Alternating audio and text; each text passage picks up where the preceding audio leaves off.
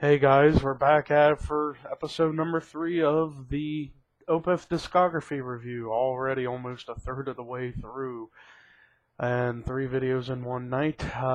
Tomorrow there will be 4. That's right, there will be 4 Opeth reviews coming tomorrow, and then 3 the day after. So, yeah, we're on a roll with the Opeth discography to celebrate 700 subscribers, but now let's get into the next release in Opeth's discography.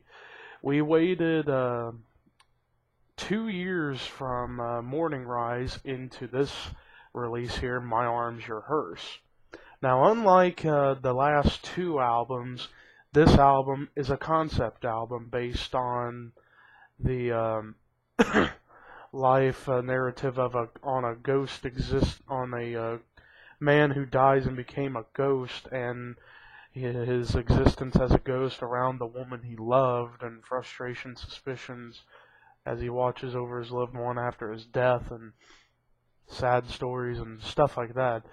Also, this is the only one of the only Opeth releases that doesn't have a song that goes more than 10 minutes.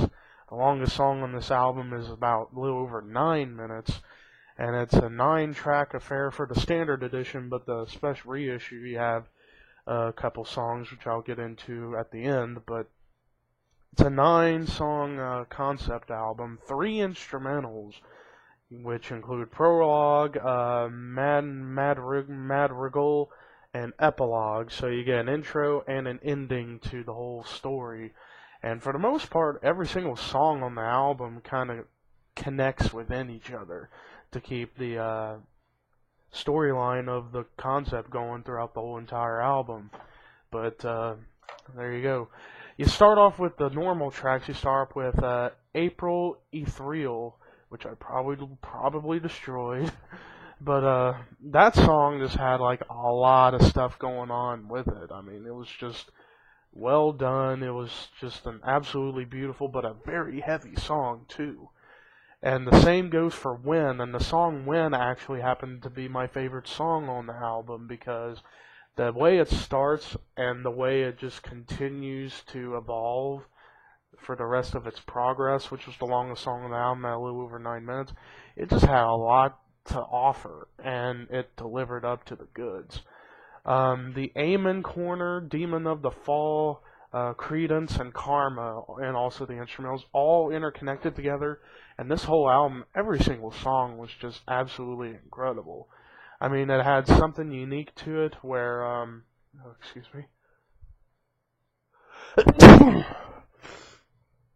Sorry, I had to sneeze there, but, it's just like this whole entire release just definitely had definitely a lot of beauty behind it within the story and the way the songs were constructed. I mean, it's almost like, with this album, the production, they decided to go on a much more cleaner direction as compared to the previous 2, where it was a little more raw.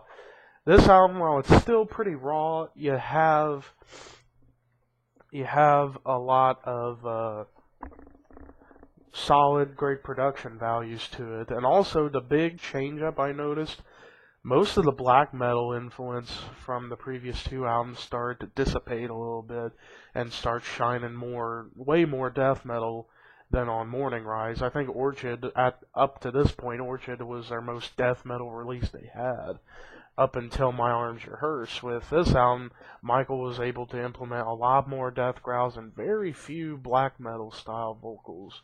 I'd say really the only thing that's any kind of black metal influence is probably a little bit of the rawness of the production mixed in with the cleaner production. Plus, I noticed also with this album, Michael just continues to bring in more clean vocals as the albums progress. Because Michael Agrafeet's definitely trying to show that he's more than just a extreme metal vocalist. He's a phenomenal vocalist. And the songs every now and then get heavier and more cohesive and stronger throughout the whole entire record. And one of the interesting things about this, people say this could be described as the death metal version of Dark Side of the Moon by Pink Floyd. Like as if David Gilmour went and joined either black metal band Cradle of Filth or Obituary and took sides with bands like Yes, King Crimson, and Rush, and so many interesting aspects. But yeah, this album definitely was a lot heavier. This is up to this point their heaviest work they've done, and also their most one of their most progressive styles. But even though the songs for the most part were a lot shorter and there was more songs to add on to it, they were able to still write progressive stuff within the times of each song. And I mentioned that earlier in the reissue, there were a couple of cover tracks. They did Circle of the Tyrants by Celtic Frost and Remember Tomorrow by Iron Maiden. Both of those covers are just phenomenal cover songs, particularly Iron Maiden's Remember Tomorrow. Circle of the Tyrants, he was able to pull off a Tom Weir-esque vocal approach, and the song was heavy, it was fast. But then again, that was the way the song originally was made by Celtic Frost. But with Opeth doing it, adding in the piano that Michael, I believe, did.